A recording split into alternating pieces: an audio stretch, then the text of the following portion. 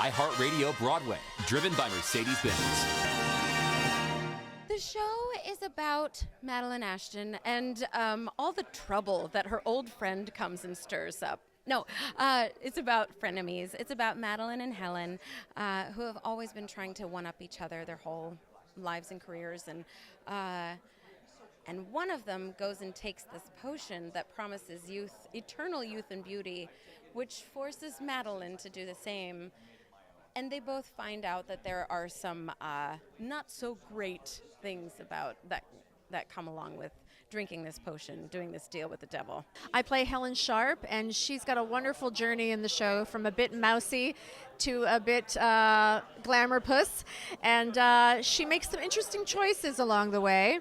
But ultimately, I think she learns what's most important in life, and that's a good thing. I play Bruce Willis and Curtin. No, I play Dr. Ernest Manville, played by Bruce Willis in the movie, but the good news is we were able to take the source material from the movie and kind of get rid of it and make it our own. So that's great. If you're a fan of the movie, you're going to see all the greatest hits that you want to see. You're going to see all the lines you want to hear. You're going to see some stuff that you want to see. I'm not giving anything away by saying that, but if you've never seen the movie, it is totally fine, because it really doesn't matter, because the story is so amazing. Absolutely. But I am a surgeon. I play a plastic surgeon. Dr. Ernest Manville, surgeon to the stars with the steadiest hands in Los Angeles.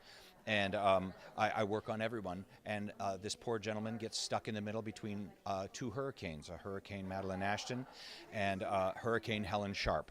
And throughout the entire show, they're just fighting, not about him, they're fighting with each other, but they're using him as a device to get back at each other, which is great, which is wonderful to be a part of. My name is Michelle Williams. I am playing Viola Van Horn in Death Becomes Her. Viola is the person that makes sure that everyone has life and beauty. I made my living in sitcoms in LA for 25 years, but the dream was always, I grew up in Connecticut.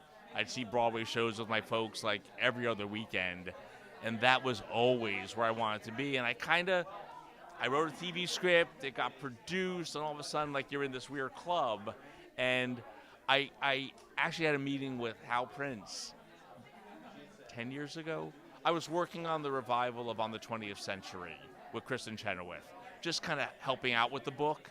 So I met with Hal to say, was there anything you think I need to improve or anything that you didn't get to do? So Hal said, give me my space, Jen. I'm kidding. So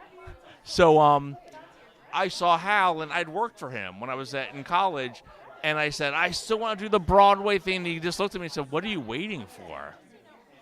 And it was very telling, and I said, yeah, what am I waiting for? So I had a friend at Universal who ran the theater department, and I started looking at their catalog, and I would meet them every week and pitch a show, and they go, no.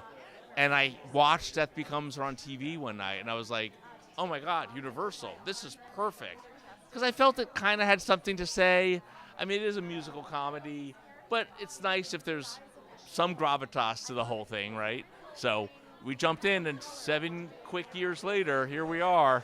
It's a magical, larger-than-life show, and it's hilarious, and we love comedy, and we think there needs to be more comedy on Broadway that sings. Yeah, it's one of my favorite movies of all time. I feel like the characters are so wild and eccentric and bold, and having these women at the helm is so fun and rich and needed for these characters, and it lends itself so well to musical theater. It's so heightened, the drama is crazy, the comedy and the illusions, the magic, all of it is just it lends itself so well. So we're so excited to have this translation and to be a part of it. I was waiting for like the right next thing, and it was literally, it took, during the pandemic when Broadway was shut down, I was doing Schmigadoon and Wonka, and I was literally in some random way off city outside of London shooting the final scene of Wonka, and I got the call from Universal saying, we have this property, we think we'd be right for it, can you give us a call? And the second that they called and they said it's Death Becomes Her, I was like, I'm in.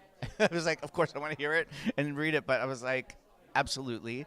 And and then once I read and heard what the writers did with the material, I was just hooked. I mean, I love it because it's like, I love the movie and it feels like it honors like what I love about the movie, but it truly is its own thing. We're not trying to copy the movie on stage. It's its own beast, and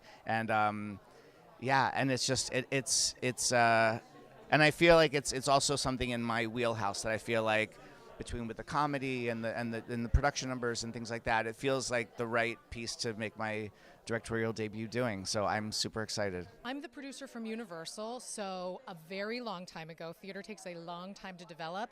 We were figuring out what titles to adapt, and we have a philosophy that we don't take a film and just stick it on stage with songs in it. You have to find a team to really evolve the material and create a new theatrical experience for a title. And Death Becomes Her felt really, really ripe for adaptation because it's highly theatrical. It has these big magical elements. It's got this core of female friendship, and that was the start of the idea of why this should be a musical. Well, it's interesting because I do feel like everything in my career has kind of led to this moment. I feel like it would be really easy to get really freaked out by the fact that this role was made famous by the greatest actress of all time, arguably. And but my whole career has been taking what someone else has already made iconic, famous, fabulous, insert wonderful description here, and trying to pay homage to what they've done, but really filling the rest with myself and being okay with that. So that's how I view this too. There's no way that me or anyone else could try to do what Ms. Streep has ever done. So it's not about that. But there are certain essences that I strive to keep alive. She set the bar real high. Well, first of all, it's a privilege to be on Broadway in any form. One day will be your last Broadway show, so you must always take a pause and remember the revered company that you get to be in. But it's even better when you have a show that is, in my opinion, a winner like this one. It's so good. I've seen it all, and I've been in a wide variety of shows, and this one is just marvelous. The writers have created something so wonderful. What they've done with the source material and paying homage and planting Easter eggs, but changing it, just enough that you'll recognize the movie, but it's not the movie. It's a Broadway show. And taking on a role originated by Goldie Hawn is a dream come true. I have nothing but the highest praise for her. I hope I do her proud. And it's really nice just to bring myself to it and contribute to the universe of this franchise the best I can. Jennifer's a dream. I've always been such a huge fan of hers. She's such a brilliant comedian, and her voice is so beautiful. And now that I know how wonderful she is to work with, too, I'm fan for life. Oh, it's a dream come true. She's such a pro, and we take such care with one another and generosity with one another, and we talk to each other with our eyes on stage, and the more we get to know each other, it can just barely be a look, and I know exactly what she needs, and vice versa. And we also treat it like we're athletes. We have to really take care of ourselves to be healthy and strong. But I also mean we know how to assist one another so that the other one can get the basket. And that goes back and forth in the show. Well, it is. I feel so lucky. I feel so grateful that I even get to be a part of this. Not only do I get to work with Megan Hilty and Michelle Williams and my show wife, Jennifer Simard, who are always together now, forever and ever, but I get to work with this incredible company, unbelievably beautiful people.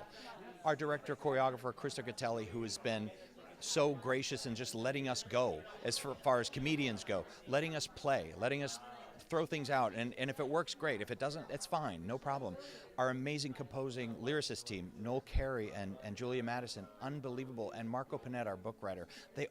We all work together as like one gigantic comic amoeba, and it has been the easiest hard work that we've ever done, that I've done anyway, and it is so much fun every day. I look forward to coming here.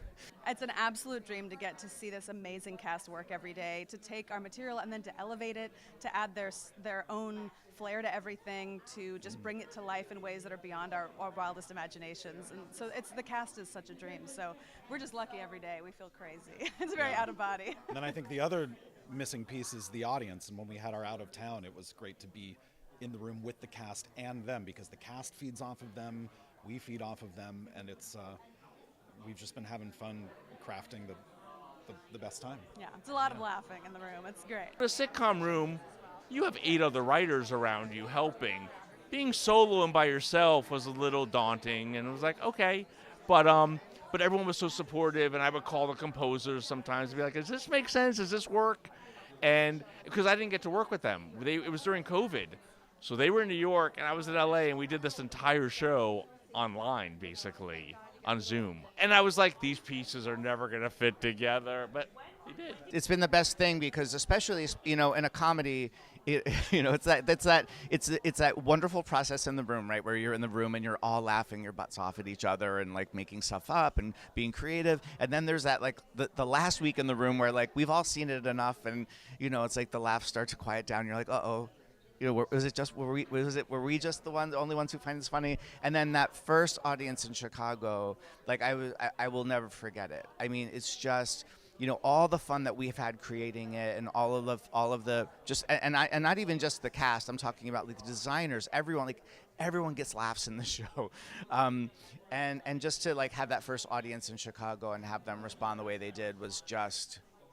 It just was really good, and we knew we had something. And so like we kind of polished what we could in Chicago, and then it was kind of clear to us like what we had to do to come into the city, and the writers and everyone have been incredible about doing that work. And so I'm super excited to get it here. I really, really am.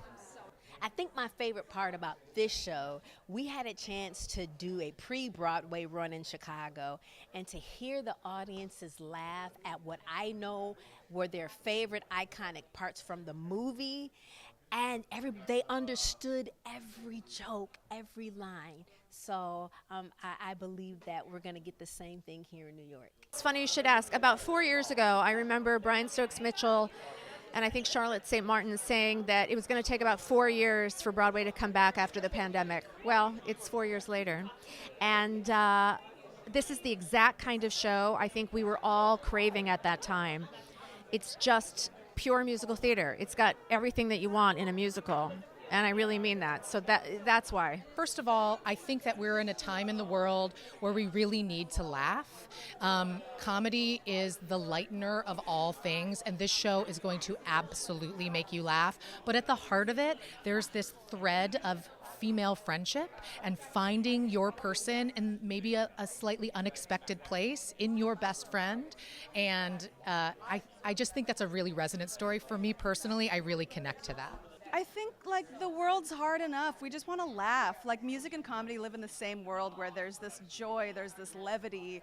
We lift in different ways when we're laughing, when we're singing. And so to combine the two is literally my favorite thing in the world, I think, for both of us. And to be part of something where we shut the doors and we get to go on this ride where we're all laughing together, a communal musical and laughter experience. Yeah, laughing with 2,000 strangers is heaven. Is a thing. Yeah. So I think that's like what we're pursuing. We did all this just to be in that world. Yeah. By the way, if you want to come see a Broadway show, and if you want to learn a lesson from a Broadway show, don't come see our show. There's no lesson here. It's all comedy. It's all comedy from top to bottom. If you want sentimentality and you want a little sad song, no, it's not going to happen. This is nothing but funny. And if there is any sentimentality, we shove it out the door immediately. iHeartRadio Broadway, driven by Mercedes-Benz.